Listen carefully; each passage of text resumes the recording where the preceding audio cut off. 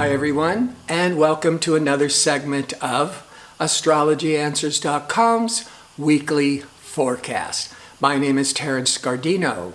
The week begins on Monday, March the 23rd, and on Tuesday will be the new moon in fiery, spontaneous, courageous Aries. 2 weeks ago was the full moon that was in Virgo, but it was aligned with Neptune. And that could, and a full moon from 2 weeks ago would have brought a lot of emotions to a head, and with the Neptune influence created a lot of confusion and uncertainty and anxiety. And look what's been happening around the world in the past 2 weeks. However, the energies are looking more optimistic. But on Monday, always the day before the new moon, or even a couple of days before the moon is in its dark phase. And so it's good for turning inward, for being alone, for introspection, for meditation, but there's not enough energy to move forwards in the outer world because the energy is pulling us more inward. Now, the moon will enter Aries on Monday at 6 p.m. Pacific Standard Time, so around 9 p.m. on the east coast of the United States, or the early mornings in Europe. And so just having the moon go into Aries is all that dynamic, courageous, outgoing energies that wants to initiate new projects. So on Tuesday, the 24th, now the moon in Aries will exactly align with the sun and Aries. And fortunately, Aries is a very outgoing, dynamic, adventurous energies. And fortunately, there are no negative influences on the new moon. So the new moon redirects our priorities to a new direction, a new focus.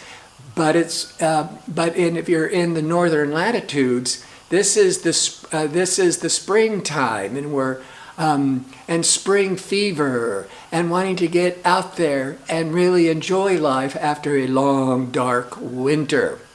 Now, on Wednesday, the 25th, the moon is still in impulsive, fiery Aries, is going to be in tension, however, with Jupiter at the first part of the day, so we could be overly optimistic and overdo things. Then it slams up against Pluto, and now we're maybe having some real power struggles, or with where we overextended, now we're needing to pull back. And then later it's in hard angle to Mars, so there's more of this restlessness, impatientness to get on with things. On Thursday, now the moon at around 6:30 in the morning Pacific Standard Time is moving into Taurus. Taurus is grounding, it's steady, it's calming.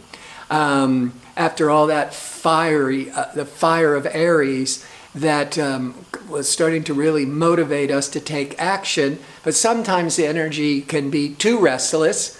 So now we're going to have a couple of days of this more calming energy.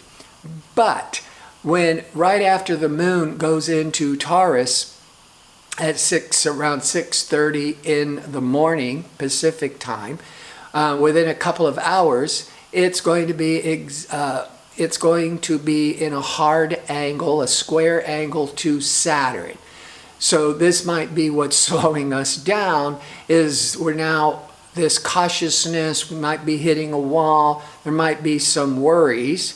But then as we get more into the afternoon, now the moon in Taurus is crossing over liberating, exciting Uranus in Taurus, and that only happens once a month. And now after all that worrisome cautiousness of Saturn.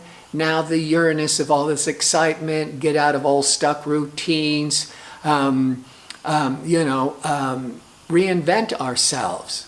Then we get into the weekend where things look really favorable because Venus, pleasure-seeking, harmonious, relational Venus, Friday will be in harmony with optimistic, generous, expansive Jupiter. And on late Saturday, going into Sunday, the Venus will now be in harmony with intense, powerful Pluto. Now, on Friday, the moon is still in Taurus, still that calming effect. And with Venus excellent with Jupiter, it's ideal for entertainment, for enjoying life, for maybe from romance or just attending a party. And after all this, shutting us down and being afraid to go out, Venus is all this socializing energy. And this new moon in Aries is all that fire to get back out into the world. On Saturday, even before the Venus is in harmony with Pluto. Pluto is this kind of very deep, probing, passionate energy. So Venus-Pluto can really awaken this desire for a deeper, more intimate connection with loved ones. Venus is also the planet of art. And this is where artists and performers could be really feeling this intensity and this passion. But the moon will still be in Taurus, doesn't go into Gemini until Sunday. But when the moon is in Taurus on Saturday, in between all these very favorable Venus transits, the moon in Taurus will be in harmony with Jupiter, and then on crossing Venus, then on harmony with Pluto, and then later in harmony with Mars. So I really think that we are getting out of this panic. We're wanting to get back out there, socialize, or we've learned how to adapt and connect and and our optimism is much more awakened. Sunday, the moon moves into Gemini, in harmony with the sun in Aries, because Gemini is an air sign, Aries is a fire sign. These two energies are compatible. Moon in Gemini, the moon sets the public tone. Gemini is very talkative, very curious, restless. Moon in Gemini wants to be more sociable, to connect, to talk, to reach out to others. But later in the day, it's going to be in a challenging aspect with Mercury. So you might be gotten too wound up and then get a little confused with miscommunications. But overall, this is one of the best weeks in a long time where we're feeling like we can maybe just get somewhat back on track. Before I wrap this up, I want to remind you I'm available for the one question offer for a nominal fee. You can find a direct link to order it in the description box below the video. And include a time of birth, even approximate time of birth. It really helps me give more accurate predictions. I want to thank you for tuning in. I hope to see you next week with my next segment. Until then, have a great week.